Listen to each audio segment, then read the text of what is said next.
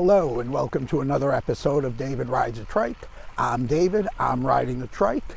If this is your first time watching one of my videos, I try to provide a little motivation for people with chronic illnesses and disabilities to find some fun form of outdoor exercise so they could get out and participate in that. Why, you ask? Because doing so can be therapeutic and it turns out to be a lot of fun. Personally, I fall into both the chronically ill and disabled categories. I was diagnosed as a type 1 diabetic when I was 1.5 years old.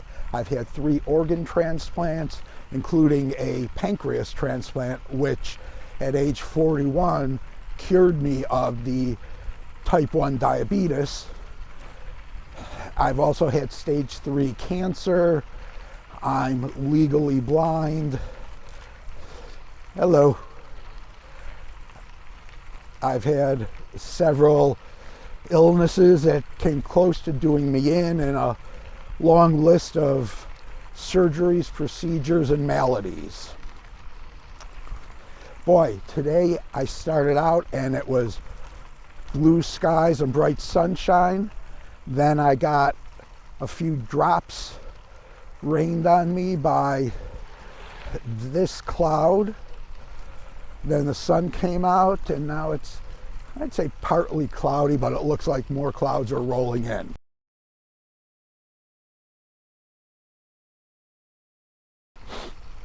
Anyway, I get asked a lot of questions about the gear I use.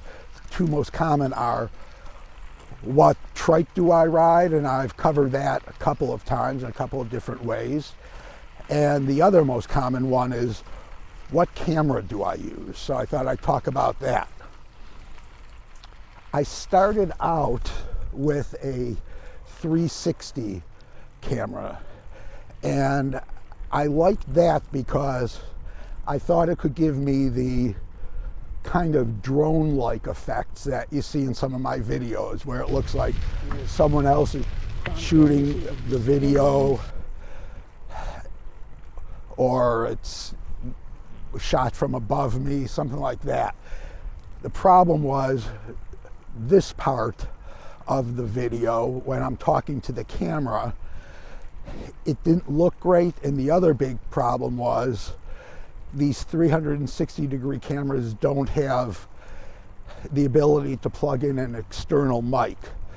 And even if it's not a windy day, when you ride, you create wind, and the audio was horrible. I tried to provide a little motivation to people with chronic illnesses and disabilities. And I learned quickly that audio is almost as important as the video when you're making these little films. So I moved from that to a point and shoot video camera, specifically the Sony RX100 Mark VII. It's a really great little camera, very good video quality, easy to use. The problem with, and it has an external mic jack, so I was able to plug in a mic or use a wireless mic with it. So the audio quality was very good. There did turn out to be a couple of problems with it, however. One, it's a zoom lens, and the short end of the zoom is a 24mm equivalent. And that's not wide angle, but getting close to the range, which is really what I need for these, so that I could hold the camera out at arm's length and get me in the shot as well as the background. But with this camera, it was too close in, so I had to put it out on the end of a monopod, basically a selfie stick.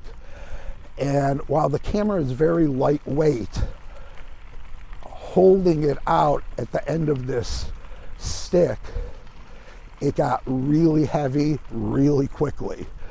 and it was hard to hold it balanced. The other problem was it would sometimes slightly turn in my hand, and it doesn't have any kind of auto leveling, so things would be cockeyed. And third, while it has a very nice little display and I could twist it out so that I can, in theory, see myself while I'm shooting, with my poor vision, I couldn't see the display at all. So I would have to aim the lens at me, hope that I was in frame, hope that I was keeping the camera level, etc. So that brought me to what I'm currently using and I'm very happy with. It's the DJI Pocket 2. It is a tiny little camera. It's very lightweight, and it has a built-in gimbal that is a mechanical device that moves while you move. So it always keeps the video very smooth and level, which is great. And if you buy it in what DJI calls the creator combo, you get a few little accessories with it, which are good, but the best thing is you get this wireless mic. I don't know if you just heard me tapping on it. I forgot that it was on. And with this wireless mic, which comes with this little furry, where is it? There it is. It's called a dead cat. That little furry thing that blocks out the wind. It's a weird name, I know, a dead cat. There's a little button on it that will start and stop your recording for you, which can be very convenient. And one of the best features about this camera is it has a follow mode. That is, it locks onto your face, and regardless of where your arm may drift or inadvertently get bumped, the camera always stays locked on your face. It's not 100%, but it works really well for the most part. So I don't have to worry about whether or not I'm in frame. So yeah, the DJI Pocket 2, I'm quite happy with it. For such a tiny camera, it has amazingly good video quality. As I mentioned, it's lightweight. I could hold it out here for a long, long time. It weighs next to nothing. It provides very smooth video, follows me all the time, and that's really everything I want. Now, all of that said, I am by no means a camera expert. I'm not an expert on anything, come to think of it. But for my needs, it worked out great. I barely scratched the newbie category when it comes to cameras. So, oh, and plus with my impaired vision, you should take everything I say with a couple of very large grains of salt.